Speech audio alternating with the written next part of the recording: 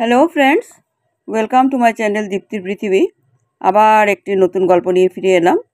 গল্পটি ভালো লাগলে লাইক এবং কমেন্ট করবে এবং আমার চ্যানেলটিকে সাবস্ক্রাইব করে পুরো গল্পটি শুনে আমার পাশে থাকবে।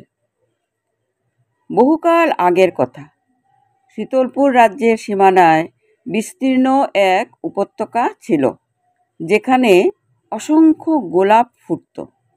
হেমন্তের হালকা শীতল বাতাসে সেই গোলাপের সুবাস মিশে এক অদ্ভুত মোহময় পরিবেশ সৃষ্টি করত। উপত্যকার ঠিক কেন্দ্রে দাঁড়িয়ে ছিল একটি গাছ, যে গাছে ফুটত অদ্ভুত এক গোলাপ, রক্তগোলাপ। এই রক্তগোলাপ সাধারণ গোলাপের মতো ছিল না। এর পাপড়ির রং ছিল গাঢ় লাল, যেন সদ্য প্রবাহিত উষ্ণ রক্ত।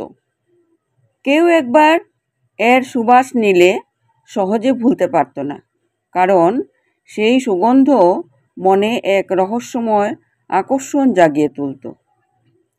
শীতলপুরের রাজা মহেন্দ্র সিং এবং রানী দিব্যলক্ষ্মীর একমাত্র কন্যা পদ্মিনী ছিলেন অপূর্ব সুন্দরী ও দয়ালু।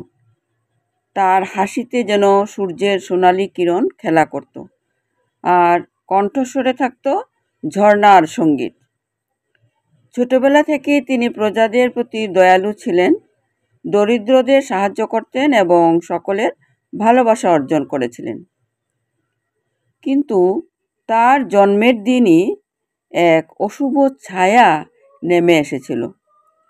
পদ্মিনীর জন্মের পর রাজ্যের প্রধান পুরোহিত এবং জ্যোতিষীরা রাজপ্রাসাদে উপস্থিত ছিলেন।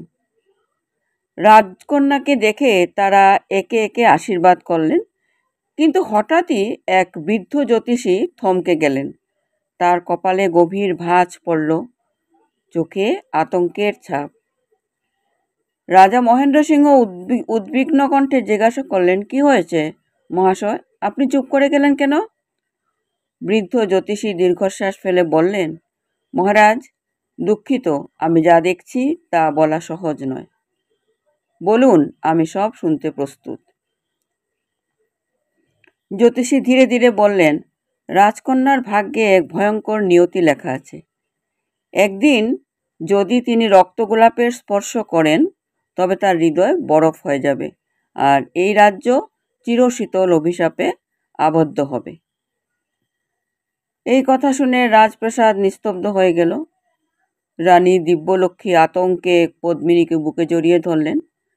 রাজা মহেন্দ্র সিং ধমক দিয়ে বললেন, এ কেমন ভবিষ্যৎবাণী? আমার কন্যার এমন পরিণতি আমি কিছুতেই মেনে নেব না।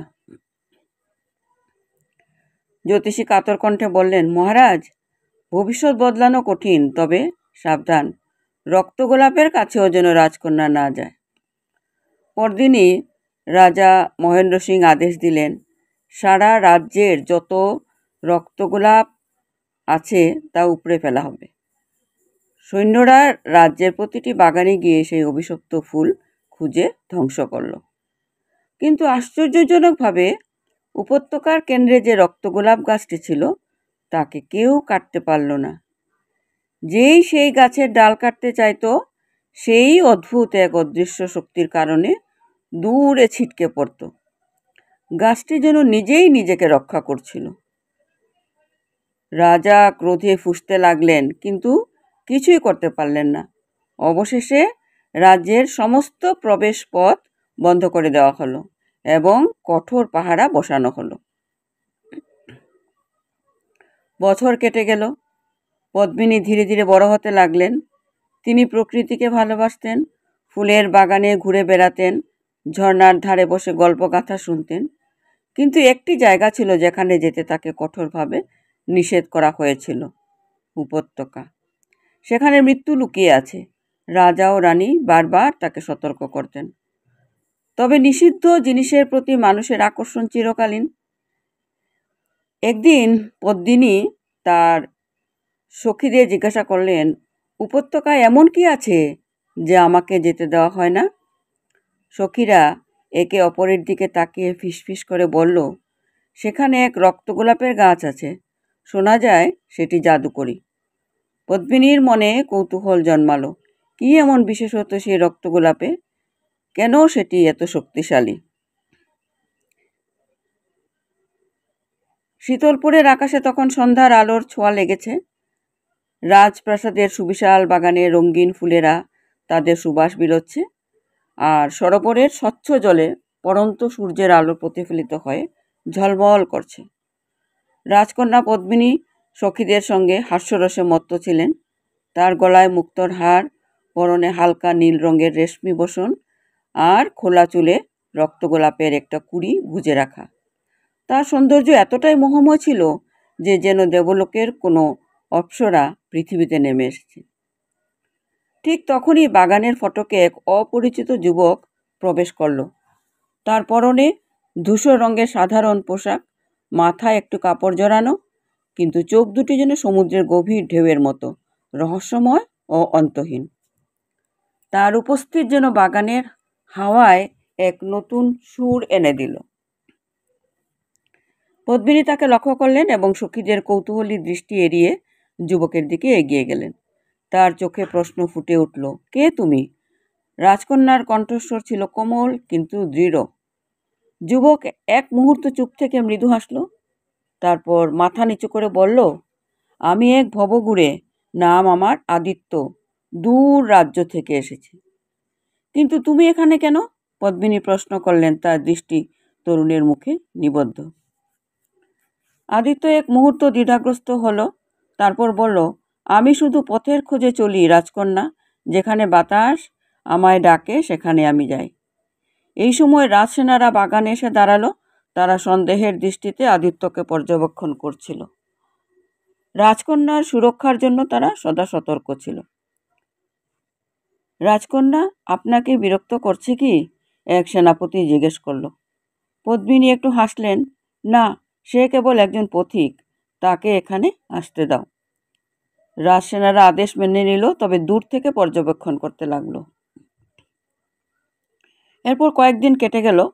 আদিত্য রাজপ্রাসাদের আশেপাশে থাকত, কখনো বাগানে বসে থাকত, কখনো রাজ্যের অলিগলিতে ঘুরে বেড়াত। রাজকন্যা পদ্মিনীর কৌতূহল ধীরে ধীরে তার প্রতি আকর্ষণে পরিণত হচ্ছিল। আদিত্যর চোখের ভাষা, তার মৃদু হাসি, তার কথার গভীরতা, সব কিছুতেই এক অদ্ভুত মোহ ছিল। একদিন বাগানের এক কোণে বসে পদ্মিনী চুপচাপ আদিত্যকে লক্ষ্য করছিলেন। আদিত্য তখন সরোবরের ধারে বসেছিল। তার দৃষ্টি ছিল স্থির, মনে হচ্ছিল যেন সে কিছু গভীরভাবে চিন্তা করছে। তুমি কি কিছু লুকোচ্ছ? পদ্মিনী আচমকা প্রশ্ন করলেন। আদিত্য চমকে তাকালো, তারপর একটু মুচকি হাসল। রাজকন্যা, আমি তোমাকে ভালোবাসি, কিন্তু তোমার রাজ্যে এক ভয়ানক রহস্য লুকিয়ে আছে যা তোমার ভবিষ্যৎ নির্ধারণ করবে। পদ্মিনীর হৃদস্পন্দন থমকে গেল। কি বলছো তুমি? আদিত্য গভীরভাবে তার চোখের দিকে তাকালো। তুমি কি কখনো শুনেছ রক্তগোলাপের অভিশাপের কথা? পদ্মিনী শিউরে উঠলেন। রক্তগোলাপ? সে তো আমাদের রাজ্যের প্রতীক, কিন্তু অভিশাপ? আদিত্য দীর্ঘশ্বাস ফেলল। তোমার পূর্বপুরুষরা এক ভয়ঙ্কর ভুল করেছিল, আর তার ফল তোমার উপর বর্তেছে। এই অভিশাপ তোমার ভাগ্যকে নিয়ন্ত্রণ করছে, আর আমি এখানে এসেছি সেটাকে বদলানোর জন্য। পদ্মিনীর মন দুর্বোধ্য এক আশঙ্কায় কেঁপে উঠল। তাহলে কি তুমি কেবল এই অভিশাপ মুক্ত করতে এখানে এসেছো? আদিত্য একটু থেমে বলল, না পদ্মিনী, আমি এখানে এসেছি কারণ ভাগ্য আমায় তোমার কাছে টেনে এনেছে। তুমি কি সত্য জানতে চাও? পদ্মিনী এক মুহূর্তের জন্য নীরব হয়ে রইলেন, তারপর ধীরে ধীরে বললেন, হ্যাঁ, আমি সত্য জানতে চাই, আমাকে সব বলো। আদিত্য গভীরভাবে শ্বাস নিল। রাজপ্রাসাদের বাগানে তখন সন্ধ্যার বাতাস বয়ে যাচ্ছিল, আর দূর আকাশে একলা তারাটি জ্বলছিল। সেই দুই যুবক যুবতীর ভবিষ্যৎ যেন সেই তারা দেখছিল। আজকের গল্পটি এখানে শেষ করছি। নমস্কার।